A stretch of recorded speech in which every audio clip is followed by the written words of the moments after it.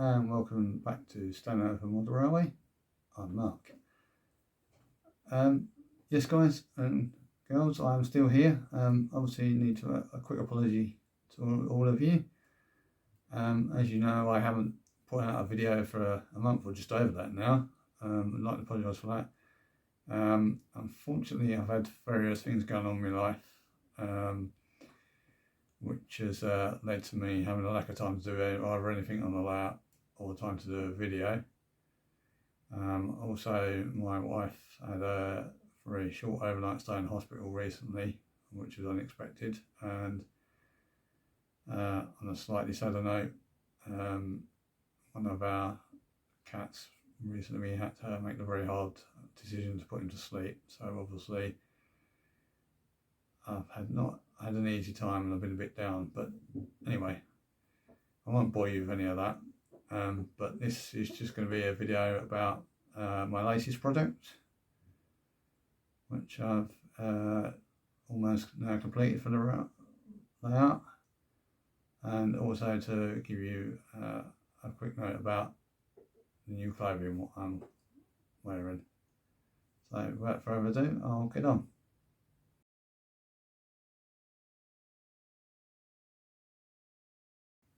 Right, just a quick update for you. I've been recently thinking of getting some a couple of items of clothing so that I can wear them when I go to either model railway exhibitions or swap meets and toy fairs, or I may even wear them when I'm visiting heritage railways. So I've had them done. Obviously I bought them, I didn't buy them together, I bought them a couple separately, but they're from the same company, which is t-shirtstudio.com, so look online for them. And they feature the main channel logo there as designed by Simon, so please check out his channel SJ Dusty on YouTube. Thanks for that, Simon. On the back they've got a QR code which will give a direct link to the channel if you scan it, and that was designed by Rigsy of Gotham Station 00 Gauge, ELR Junction. Again, thanks for that, Rigsy. Please check out Rigsy's channel. I have taken a couple of photos, but I'm not sure if they'll come out in the video or not, but I'll quickly show you. So obviously, as you can see, I'm wearing the sweatshirt. I've got a t-shirt as well. This is a blue one, again done by T-Shirt Studio, and Simon's logos by Simon and Rigsy, and so on the back, and the same as on the back of my sweatshirt. I'll show it here with the QR code logo done. I don't know if the camera's picking up, but I have had printed on there as well Stone Over Model Railway at the top, and you're not going to see it, but at the bottom the website address. Unfortunately, I think I've picked the wrong colour there, because I think it's royal blue or it's a dark blue. I should have really gone for heather, the same as the sweatshirt, because the printing is not showing up. The printing is black on here, so it doesn't really show up in the writing. The QR card shows up lovely, but the printing doesn't. Don't think that's a T-Shirt Studio error. I think that's just print error. I think that's just I've picked the wrong colour. So yeah, I'd advise you, if you are going to use them for any clothing needs, to pick the heather colour. But very good quality clothing, and fit me well. So yeah, if you go to any exhibition or sorts meets, or maybe at heritage railways in the south of England, do look out for me, especially if I'm wearing these, and you'll be easy to find.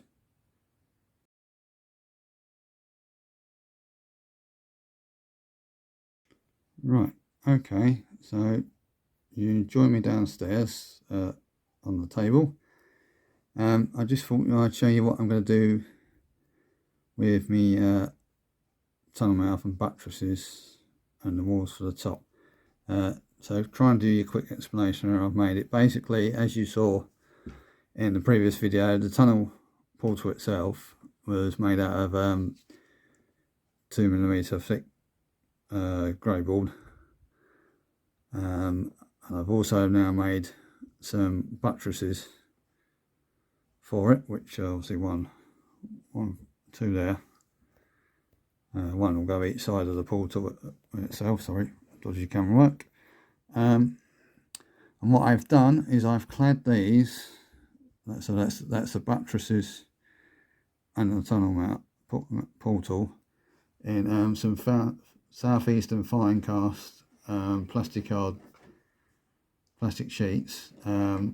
So the one I've used for this, I'll just put this there. So there you go, camera focus. So it's a southeastern fine cast building sheets. It's a 4mm scale. Obviously, could have worked in 00, plain bond brickwork, brick coloured sheets.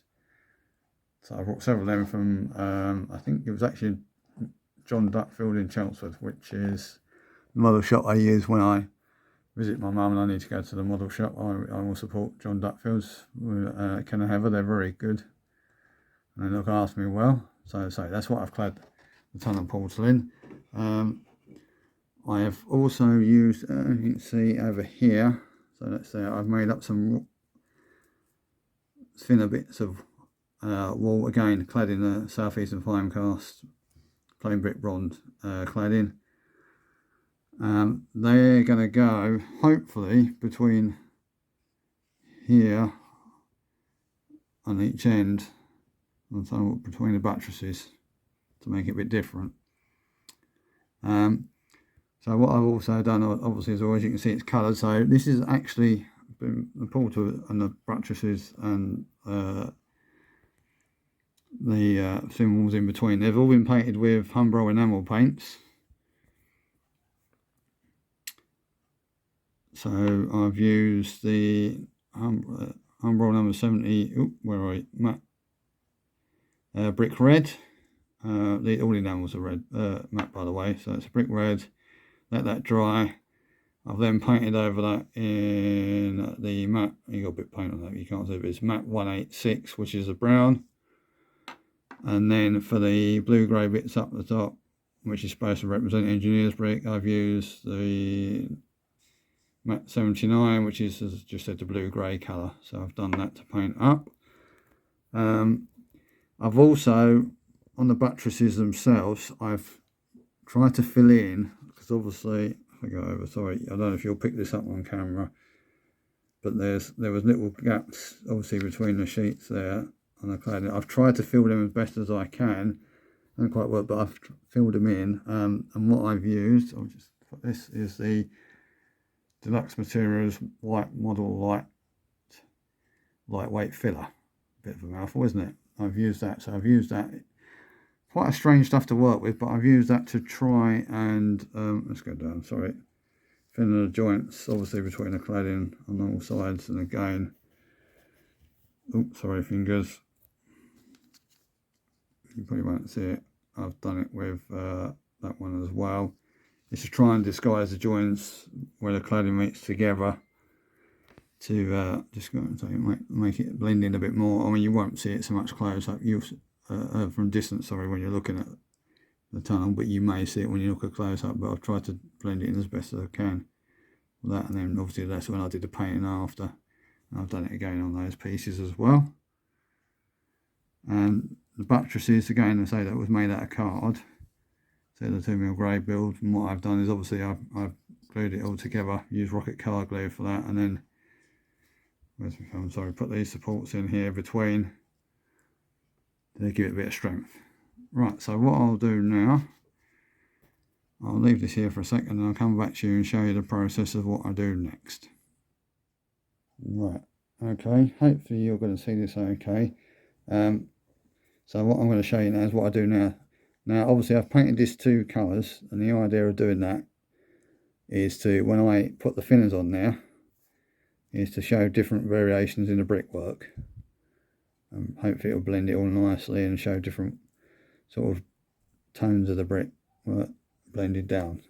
So I'm going to show you the effects. So what I basically do is use cotton buds. You can use kitchen towel as well to do this. I know Richard at Everard Junction normally uses cotton buds. He'll sometimes use kitchen towel, and I know Dave at Dean Park has used kitchen towel, so you can use either. But the idea obviously is to put the thinner on the cotton wall bud and then rub across and thin the brickwork back. So that's what I'm going to do. So I'll heat white now, because I may end up putting some full speed in it in, and I'll try and show you how how it works, and you'll see what it's going to look like.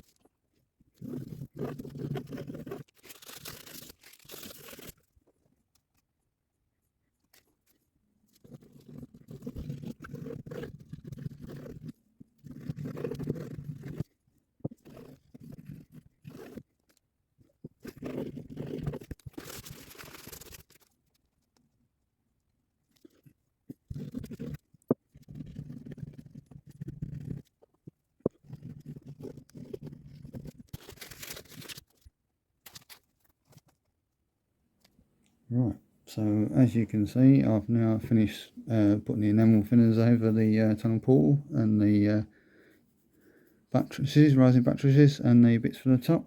I don't know what you can really see in here, but you should be able to see that I've got various tones of the brown and the red brick in there. I'll just hold the portal up, hopefully you can see that. Even the engineer's blue, or the blue grey's faded off a bit as well, which is what I wanted. Excuse the cat just coming in making a racket. So there you go, so that's the tunnel portal, and obviously I can't see it. Oh, let's get that in. That's the two rising buttresses. Very similar, maybe less off in certain places, but it's all to give a bit of variation. And over the back there, I've got the in-between pieces, as I'm going to call them. Now, what I'm going to do now, I won't actually show you this on camera because I've got to wait for paint to dry, but basically I've made up a mortar mix in this little pot. So it's basically acrylic paint. One's a Tamiya buff colour, and I think I've used possibly a bit of white in there, or maybe a bit of a grey to mix out. I can't remember now because I mixed that quite a while ago. A little bit of paint in there, topped up with about 3/4 of the enamel of acrylic thinners and mixed it all together. So what I'm going to do now is use that, and I shall paint all over it. Probably give it 2 coats, obviously drying time in between, and then I'll use the same process with the cotton buds, but this time I'll obviously use acrylic thinners and thin it all back, and then you should get a mortar mix in between the brickwork then, and I'll show you that once it's all done. Right, okay, so here we are, a couple of days later, and I've now got the mortar mix on the portals and the buttresses and the walls for the top. Obviously I've thinned the excess off on that. I've also put a Humber Old Dark Grey enamel wash over it, everything, but I've dabbed that off after I'd done it, so that I didn't have loads of it on there. And then finally I've used some Vallejo Pigments Coal Black bracket Smoke Black weathering powder to put some weathering on it and put some smoke on there. And then once obviously that's all dry and that, I've gone over it with a varnish. I've also done the bottoms of the walls either, although obviously you're not going to see that, but I just thought I'd do it anyway. So obviously if I turn them over like that, that's the sides, obviously you'll see looking down from the top. Sorry, I'm causing shadow here. I'm just going to sit down a sec. I'll just show you what it'll look like. Obviously some of the mortar mix on the buttresses hasn't really quite come out. I think I've taken too much of it off, but you would get that, and you can see there in smoke damage. But basically, if I don't know if this is going to balance, bear with me, because I'm trying to hold the phone while I'm doing this, so I'm pointing in totally the wrong place.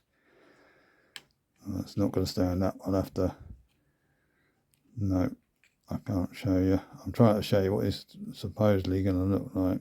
Bear with me, because I'm doing this on the table and it's all falling out about. But basically, if this was going to stand up, sorry about this folks, not very good camera work, but basically the very rough idea, I'm going to say these it's all falling over, it's not going to stand up, but no, this is good, isn't it? No rehearsals or anything with this, but probably because it's on the table, and whereas the extending table is not quite flat. Bear with me, there you go. Right, so back a bit, so sorry, trying to look all shadow, but that's all right. They're not dead straight, but that's roughly what it's going to look like when it's done. And same with I when I've glued those bits on. So it should look pretty good. All I've really got to do is touch around the top edges, round on the sides on the card itself, not on the cladding, to tidy them up a bit, because obviously I've had the excess paint let go over, but I'll do that and it tidy it up, and it'll look better when it's up the top, because obviously once it's in place you'll be able to see the edges, and you don't want to see them. You better to see them in the brick red brown colour. So I just thought I'd show you what it looked like. And yeah, once it's assembled I'll put it glued in place, and dried I'll put it on the layout in place, and you'll be able to see what it looks like. Right, so here I am back at the layout. You're going to have to excuse the lighting because I'm shooting, it is daylight, but I'm kind of shooting into the light with the video.